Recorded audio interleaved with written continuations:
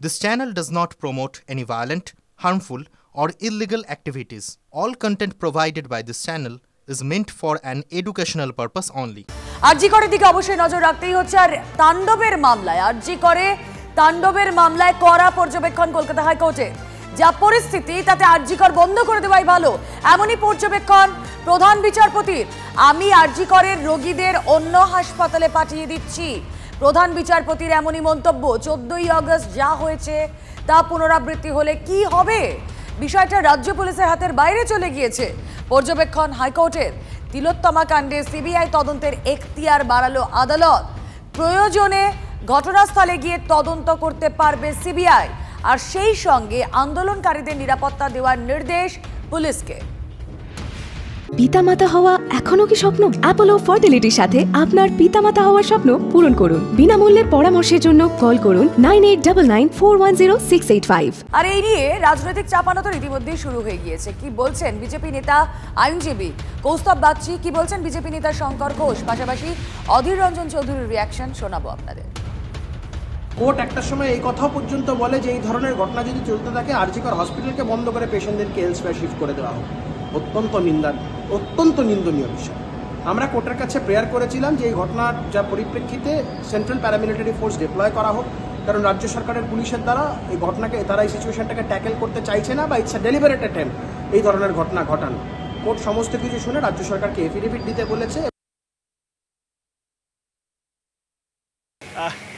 আপনি থাপ্পড় বলুন, কালো লেপটে দেওয়া বলুন, কালি লেপটে দেওয়া বলুন, এই রাজ্যের স্বাস্থ্য দপ্তর কোন জায়গায় পৌঁছেছে যেখানে দাঁড়িয়ে হাইকোর্ট বলতে বাধ্য হচ্ছে হসপিটাল বন্ধ করে দিন। এরপরেও আমি রাজ্যের সরকারের কাছে আশা রাখি না, কিন্তু আমি রাজ্যের মানুষের কাছে আশা রাখি যে এই রাজ্যে যে স্লোগানটা বারবার দিচ্ছি, মমতা মাস্ট রিজাইন, সেটাকে এনরোজ করুন।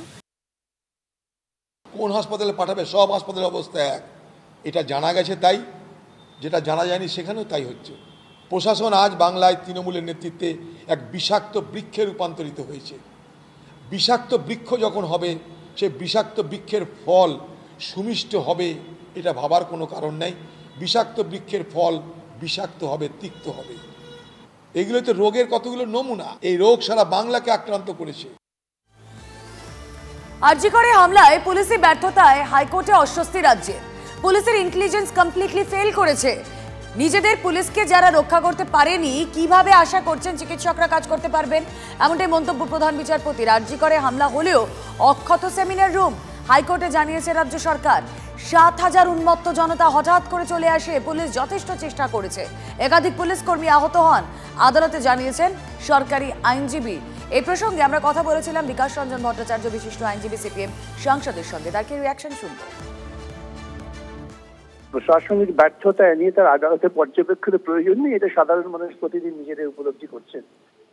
যেভাবে আরজি করে হাঙ্গামাটা ঘটানো হয়েছে, এটাও তো শাসক দলেরই একটা পরিকল্পনা, এবং সেই জন্য শাসক দলের পরিকল্পনা হওয়াতে প্রশাসনও প্রাথমিক অবস্থায় যা প্রস্তুতি নেওয়া দরকার সেটা নেয়নি।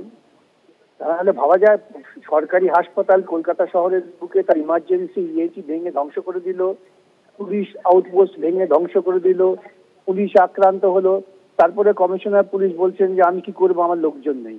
এই যদি কমিশনার পুলিশের স্ট্যান্ড হয়ে থাকে তাহলে তো বুঝতে হবে রাজ্যে প্রশাসন নেই। আরজি করে তাণ্ডবের ঘটনায় পুলিশের ইন্টেলিজেন্স ফেলিওরের কথা স্বীকার করে নিয়েছেন কলকাতার police commissioner Vineet Goyal. I think the city is the loser. Calcutta police is the loser. Not Vineet Goyal. People are calling me all kind of names and things like this. I'm again telling you, my humble submission is under whatever the information, knowledge, my works, officers have worked very hard, honestly, integrity. You must ask CBI the kind of work these officers have done in a span of 4 days. You can call it intelligence failure if you say so. ঠিক আছে, but we don't spare people. We have not counted as yet. I think absolutely under control. তিলোত্তমা ধর্ষণ ও খুনের মামলায় সন্দীপ ঘোষকে CBI notice দিয়েছে। হাইকোর্টে জানিয়েছেন সন্দীপ ঘোষের আইনজীবী। একই সঙ্গে তিনি জানিয়েছেন জনতা ঘিরে থাকায় যেতে পারেননি সন্দীপ। সিবিআই অফিসে রাজ্যকে নিরাপত্তার আবেদন সন্দীপের হাইকোর্টে জানিয়েছেন আইনজীবী। সন্দীপ ঘোষ তো প্রভাবশালী, রাজ্যকে বলুন নিরাপত্তা দিতে, রাজ্য আপনাকে 500 পুলিশ দিয়ে দেবে, মন্তব্য হাইকোর্টের প্রধান বিচারপতি।